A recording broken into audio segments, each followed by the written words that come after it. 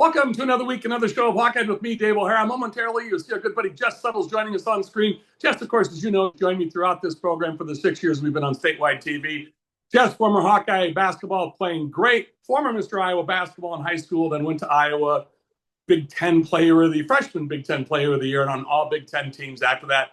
A little bit of injuries through his career at Iowa, but toughed it out all the way through. Jess, of course, most importantly, besides being an Iowa native, is an Iowa farmer. And Jess, my friend, it is always great to see you. You just got done calling as you're a broadcaster for all major networks, primarily for the Big Ten Network and Fox affiliates. But you called the Michigan State UCLA game last night as we record this on Wednesday afternoon. And that's on February 18th after the Hawks' big win at Carver Hawkeye last night against the Nebraska Cornhuskers and Price Sanford. My friend, how you doing? Great to see you. Thanks for joining us. I really appreciate being on. I love what you're doing. I had a really short night. That was a late game in East Lansing. It was the 8:30 game out there on their time, and I had a 5 o'clock flight this morning, so didn't get much sleep. Got into Des Moines and back in Iowa, God's country where I belong. But that was Michigan State played their best game of the year. They hit 14 threes, blew out UCLA, and I didn't get to watch the Iowa game, but I did talk to Kim McCausland today a lot about it. And that's to me, that's the win of the year for Iowa. That's the one they needed, and that's a big deal to get that one at home. It's one of the toughest parts, Dave, about coaching is how do you respond after a huge win, and a couple days later, you have to get yourself ready to play. I mean, think about Wisconsin. They've won at Michigan and they've won at Illinois, and then they get boat raced. Well, they boat race Michigan State. They hit 15 threes, and then they get rolled against Ohio State, which was very surprising. I had breakfast with Bobby Knight once. I mean, we're talking 99, 2000. And we're at a Denny's, and I remember Coach Knight just talking about the great teams know how to respond after big wins, and they take care of their business against the teams that aren't as good. So that just popped into my mind. The top of the league right now is just absolutely loaded. Michigan could win the title. Illinois could win a national championship. Michigan State played great last night. I know we're leaving a couple teams out, but the middle is up for grabs. And then the bottom is the worst I've ever seen it. I've never seen the bottom 4 or 5 teams where they're just not any good. You get stuck on the wrong side of the portal. You get stuck on the wrong side of the NIL, and it can fall apart quickly. But you're talking Maryland and Rutgers and Northwestern and Penn State. Those are games you're going to probably win if you're at the top of the league. Purdue's great. So, yeah, it's the beauty of it for the teams in the middle, like a team like Iowa, is that you don't panic throughout the season when you have tough losses because you've got about 7 or 8 games down the stretch that can make or break your year. So good job by the guys to stay steady, even after a few tough losses. It's great that you brought up Illinois. That was the other team I left off that Wisconsin beat. You're right. It's just like, what team are they going to face? But then you mentioned Iowa's remaining 5 games. They do have a game at Penn State, and Penn State has won 2 games in the conference as well, but they've played some top teams tough. And then Iowa, you lose that game at Maryland. They have a 6-game heater. They lose at Maryland, get rolled at home against Purdue, then come out and win last night. But just the last 3 games, Hawks got to look at that offense. Someone's got to score besides Bennett Sturtz. And great game he had last night against Nebraska. Tavion Banks on the boards is fantastic. That's good. They're playing stellar defense, held Nebraska to a season low, 52 points. Price Sanford, who's been averaging 18 points a game this year, held him to 13 to only 7 shots. But, Jess, you got to put the ball in the basket, and that's been a problem lately for others besides Bennett Sturtz. Yeah, who was the second leading scorer last night? Do you know, or who were a couple guys who made shots? I think Coop had maybe 10 points. Did Fulgaris contribute offense last night? Fulgaris had 7, Coop had 10, and then Bennett had 25. Yes. Yeah. So I mean, you look at the analytics of the game. Not only did Bennett have 25, I believe he was the one guarding Price most of the time and locked him up late. Which I don't know how he has to do it. I really did not think that he would be able to play these 38 to 40 minutes in the Big Ten. I know he was doing it in the Valley, and I know he was doing it at the D2 level, but right from the beginning of the year, Coach said he's going to play him the whole game, and I think most of us thought he just couldn't do it. So I also, I was talking to everybody today. JR Koch, Coop's dad, texted me this morning and said, you know, the day before the game, Bennett was like, I'll get him. I'll do what I can to slow him down. Price has been on fire this year. He's just been brilliant. So there's your, we didn't have a guy step up and score, but he held Price to, I think you said 13. And there's your other 7 to 10 points from a guy right there. It's we need guys to step up, but Sturts is carrying us, and like I said, that was a huge game. I mean, you don't want to lose that game at home. Yeah, and they got to go to Nebraska to close the regular season out and play Nebraska.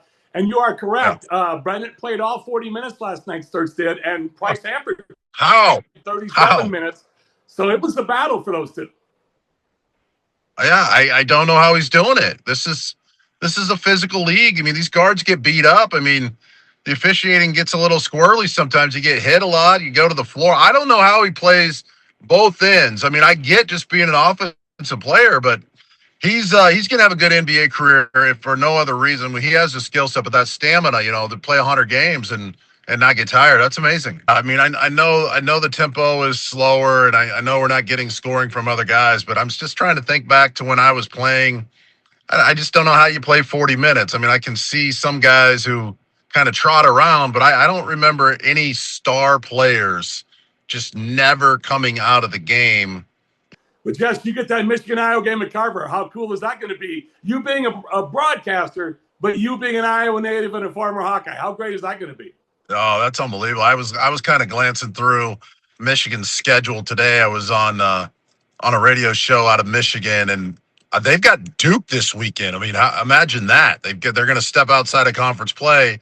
So let's hope they win that one. And then I can't remember. They got another really tough game, and then they've got Michigan State at home.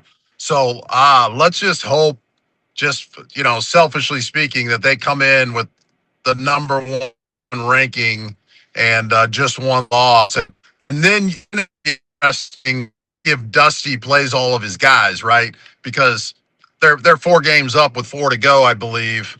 I think he would, but it might be, a 2-line jumper for Iowa if they could pull that upset. So the thing about Iowa Day, which I think we talked about earlier in the year, which is kind of hard to believe, the computers love us. They love Iowa. So the win in Indiana was good. That win yesterday was great, but other than that, it's been a solid season. But the computers seem like it's been more than a solid season. So we need to get one more of these, and then I think we'll really surge. But great job to the guys to hang around and persevere. The other weird thing about the season makes it tough on the players is there aren't many revenge games, and so you're just playing everybody once. And those revenge games for players, for fans, for everybody, those are the best games. I mean, when they go back to Lincoln, that place will be on fire because they're going to want to get revenge. And to only play these teams once is just really hard psychologically for these players because you get outplayed and you want to go back and show that that was a fluke incident. But it's the times have changed. Yeah, amen to that. You got your 20 regular season conference games. Yeah. And then, to your point, it is what it is, and nothing we can do about that. But this should be a good Big Ten tournament, as you and I talked about last time you were on. First time this year, all 18 teams, and you love it and I love it, and I agree with you, all 18 teams are going to make the mix. So that should be an even more entertaining Big Ten tournament this year, Jess. Yeah, I like it. I like that everybody's coming, if not for the fact that it gives all the teams at the bottom a chance to play in front of a national audience. There'll be a lot of NBA scouts there. So I agree with it. Let them play. That they've worked hard, and especially for those teams that have been injured who finally get healthy, they can make a little run, but you can't make a run if they don't let them participate in it, right? Absolutely. Jess, let's take a quick pause here. We'll come back, talk some Hawkeye women's basketball, then we'll close out talking about the dearly departed, your friend Chris Street. The anniversary of his passing was about a month ago, 33 years, and always want to get your annual checkup on Chris Street memories and stories because it bears repeating what a fantastic individual Chris was and still legacy continues to be. So Jess Settles, former Hawkeye basketball playing great, current Big Ten broadcaster for television, also Iowa farmer. Jess Settles will continue to join us throughout the program. I'm Dave O'Hara with Hawkeye. Back with more in just a few moments. Hawkeyed is brought to you by BettorEdge, your ultimate social betting marketplace. With no VIG, you're bound to win more on every bet on BettorEdge. Founded by Hawkeye alum James Siles and proud Iowan Greg Kieski, BettorEdge delivers an unmatched betting experience. Plus, what's not to love when they're committed to supporting charities and children's hospitals near you? Join the action now. Sign up at bettoredge.com/Hawkeyed and get $10 to start winning more today. BettorEdge, where your social betting means your bets go further and you win more. Welcome back to Hawkeye with me, Dave O'Hara, and Jess Settles, former Hawkeye basketball playing great, all everything in high school, Mr. Iowa basketball, freshman of the year in the Big Ten back in his day, all Big Ten performer throughout his career. Had some injuries he dealt with, true warrior, broadcaster right now nationally for the Big Ten Network, Fox Sports Networks, even ESPN, but most importantly, Jess, an Iowa farmer, Iowa native. My friend, it is always great to talk to you. Thanks for agreeing to join us for the whole show. We just talked Hawkeye men's basketball. Now we'll talk Hawkeye women's basketball. 20-5 overall. Got to that magic number 20. 11-3 in the Big Ten. Some big games upcoming as we record this on Wednesday afternoon, February 18th. The Hawkeye women play Purdue tomorrow night in West Lafayette, and then they close out with 3 games. We'll get to that down the road. I don't want to get too far ahead of the schedule. When we record next week, we'll talk more about the upcoming schedule. So 4 games left total, Jess, in their regular season, all in the conference. Jess, you take a look at this, and you look at Monday's game at Nebraska on national TV, the President's Day special. Ava Hayden does Ava Hayden things this year. 27-11. A gal after your own heart, the double-double, rebounding and scoring, chit-chat right, playing well from the outside and penetrating and dishing well. Taylor Stremlow comes in off the bench as a starter now, playing for the injured Taylor McCabe. Addie Deal back out of the starting lineup, coming in off the bench. Just this team, once they get their footing here, they've had a couple games where they've scuffled, but got to finish out the regular season strong. Hey, they're still ranked 13th in the country. Let's be honest here. Yeah, I'm very proud of the girls for the adversity they've overcome, the perseverance. Obviously, the West Coast trip was pretty brutal. And, do you fall apart after that? Obviously, the injury. But they've responded, and they're now a national brand, right? It's a different place than we've ever been in school history. And everybody's paying attention, not just to the win-loss column, not just the coaching staff, but how the girls respond every single night. Their numbers are posted. They face more scrutiny, a lot more media coverage. Obviously, we wouldn't have probably been talking about it 10 years ago on your show, but it's just a different monster now. So great job what's the saying that they position themselves to be in position. Now, UCLA, that's hard to deal with. Nationally, South Carolina, UConn elite, but the recruiting is going extremely well, and all of these elite young girls around the country are still seeing Iowa on national TV a lot.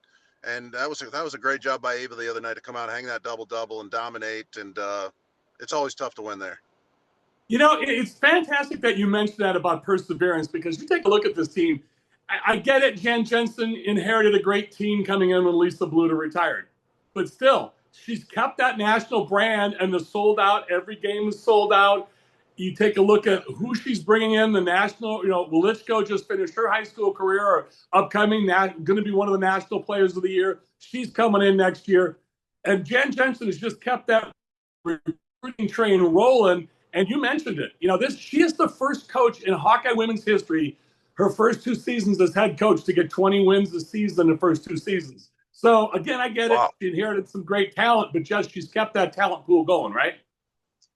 Yeah, just what an amazing, the Caitlin Clark experience. It's almost,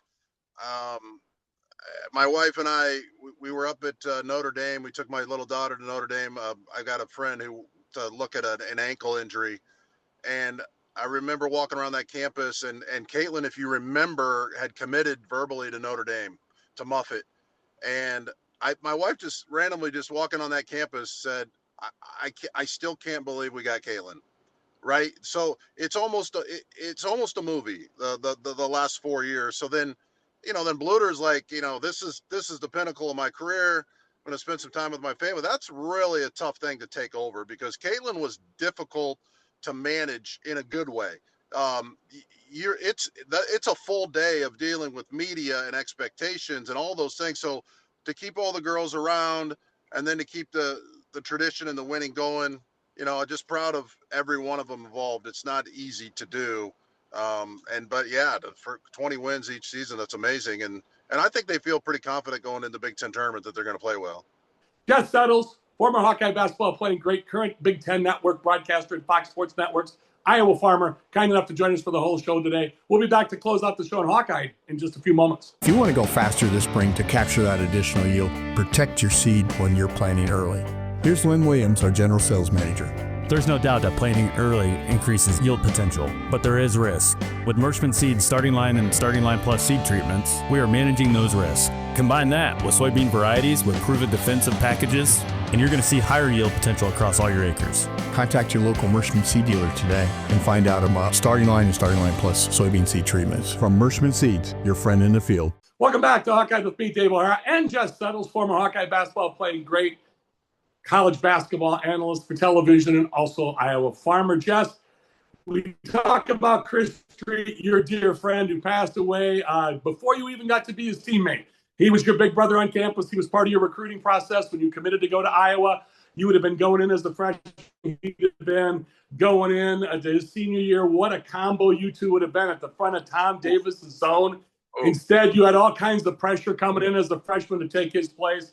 So Ken McCausland, your former teammate, and I, about a month ago, on the 33rd anniversary of Chris's passing, we recorded this on Wednesday afternoon, February 18th. 33 years and almost a month ago, January 19th, 1993, the tragic passing of Chris Street. His birthday would have been February 2nd, 2 weeks after his passing. He'd have been 21 in 1972 to 1993. So, Jess, I think about that, and Kent and I talked about that. But, Kent said I only met him once when I was a freshman in high school. He was a freshman at Iowa. He was kind enough to talk to me at a dinner and sat down and just struck up a conversation like we knew each other. And he said I was so shy. And so he goes, I'm not even sure what I said. And Chris Street was talking to me. But you had the experience of being recruited by him, being on campus. We've talked about this in shows past. Every time this year, you're kind enough to take us into the memory bank of your time with Chris Street. So all Hawkeye fans, all Iowans were affected by his passing. But I think about this, what you just told me off the air. Let's bring it on the air. Your daughter, Julia, was just in the car with you a few moments ago playing high school basketball. And, Jess, I was blown away when you told me the other night your daughter played at the gym in Indianola, Iowa, Chris Street's high school gym, the gym that's named after him. You and Bobby Hansen, former Hawkeye great, were part of that naming ceremony. How life, the constant connections of life, and now your daughter playing at Chris Street's gym. Amazing to me, Jess.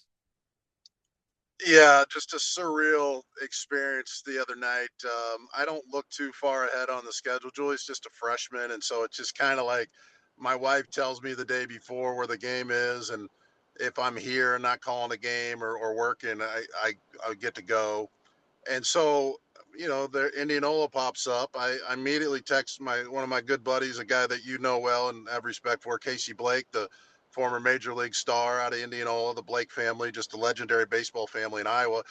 Casey and I are close, and he's close with the Street family as well, and obviously knew Chris, and still close with Mike and Patty. So I texted him, said I'm going to be over at the game. His son plays for the boys team at Indianola, so there I am, walking into this gym, and that's the first time I'd been in the gym. Now I'd been in the new one that Blake and Chris Street, they dedicated the community, but not the old high school gym where those guys played. And I didn't realize they had a memorial over there. So you come in and it's just, it's really sad, as it always is when you see it, but just a lot of old jerseys and pictures that I'd never seen before, and that the kids in the high school get to walk by regularly and be reminded of the legacy that they can leave, the same one that Chris left. And he was like a typical Iowa son that so many of the Iowans have. So many of the young men in this state are awesome guys and talented and giving and sincere and hardworking and make our state great. And there's just a couple of us a year that, by the grace of God, end up 6, 9, or 10 and can run and jump, right? It's just there's thousands of kids who have the same love for Iowa and have the same heart, but just don't get the gifts that God gave a guy like Chris Street. And so you'll like this as a member of the media. I see a picture that I've never seen before of Chris being interviewed by Dickie V. And and this is Dickie V Prime, and he's got the ESPN mic in one hand, and he's got the open hand in the other.